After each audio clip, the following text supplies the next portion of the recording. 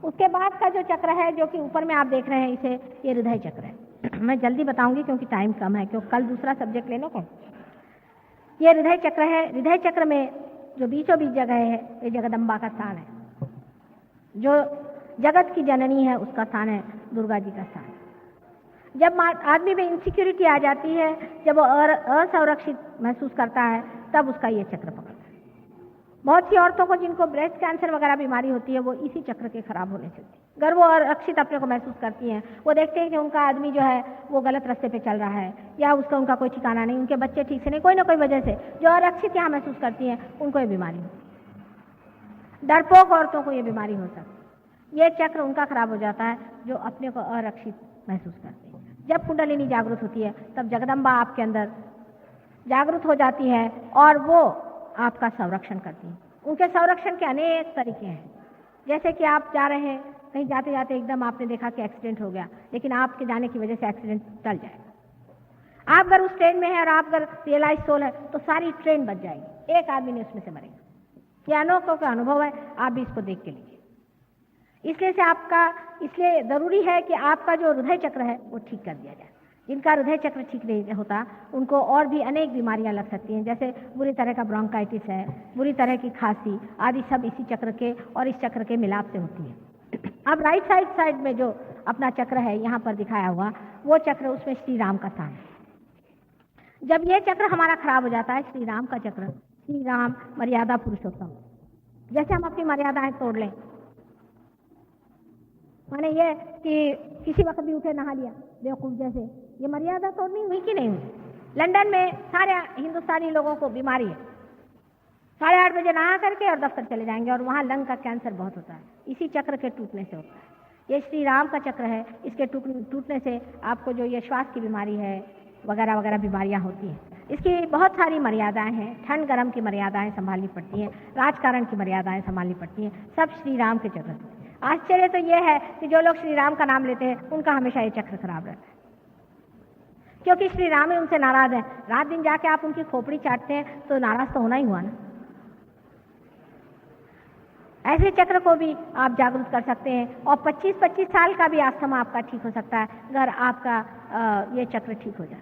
अगर आपके पिता मर गए हों सडनली और आप पे उनका असर आया हुआ हो, तो वो भी इसमें दिखाई देता है, या आप अगर पिता होकर के कुछ आप में गड़बड़ हो, वो भी इसमें दिखाई देता है।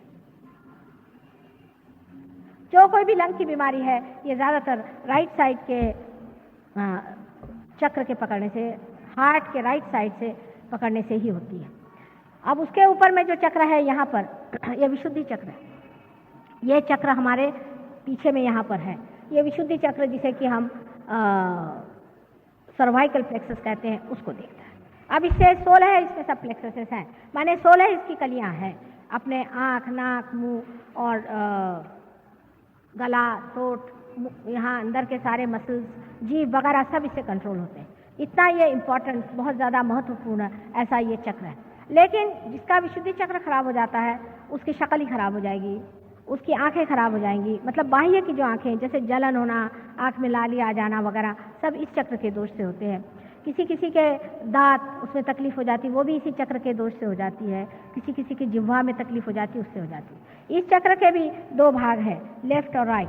जो बीच का चक्र है वो राधा कृष्ण से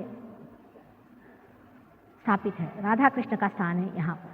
और जो लेफ्ट का है, ये उनकी बहन विष्णु माया जो थी उसके नाम से है। अब जो आदमी अपने मन में ऐसे विचार करता है कि मैं, मुझसे बुरा कोई नहीं है, मैंने ये पाप किए, मैंने वो पाप किए, उसका ये चक्र पकड़ता है। जिस आदमी का लेफ्ट चक्र पकड़ता है विशुद्धि का, उसको एक बड़ा उसमें दोष आ जाता है कि वो ऐसे तो बहुत अपने को दूषित समझता है, लेकिन जब बोलता है तो बिजली गरजती है। एक आधी शब्द बोलेगा लेकिन बड़ा ही सरकास्टिक, एकदम काट खाएगा।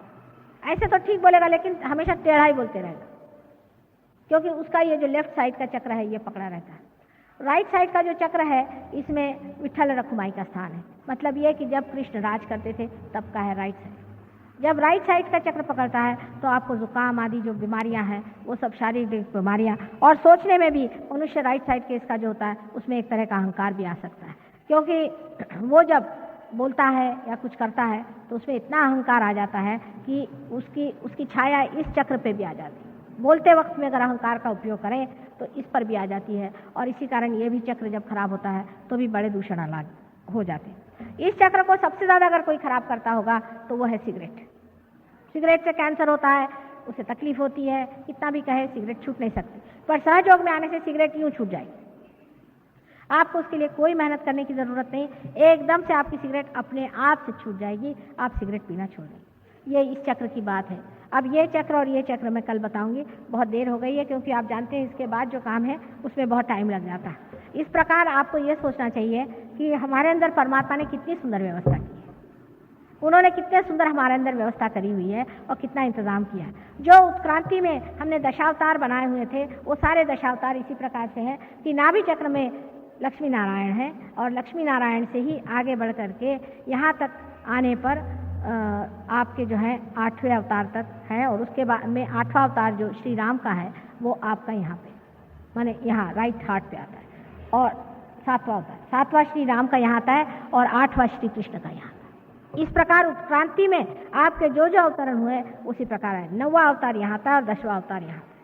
इस प्रकार 10 अवतार है और वो हमारे अंदर स्थित है। 9वां अवतार मैंने आपसे पहले बताया ख्रिस्त है, क्योंकि हम जीसस क्राइस्ट के नाम से जानते हैं, उनके बारे में कल बताऊंगी और सहस्त्रार के बारे में बताऊंगी। इस प्रकार हमारे जो चक्र हैं उनमें आप देख सकते हैं कि कैसे परमात्मा ने कार्बन से लेकर के हमें इंसान बनाने में मदद की। अनेक बार संसार में अवतरण आए और उन्होंने किस तरह से हमारी मदद की, और अब आगे के लिए भी वो हमारी कैसे मदद करने वाले हैं। अब हम लोग रियलाइजेशन के लिए थोड़ी कोशिश करेंगे, और मुझे आशा है कि आज भी बहुत से लोग पार हो जाएंगे। कल भी बहुत लोग हो गए थे। थोड़ा पानी सब लोग ज़रा जूते उतार के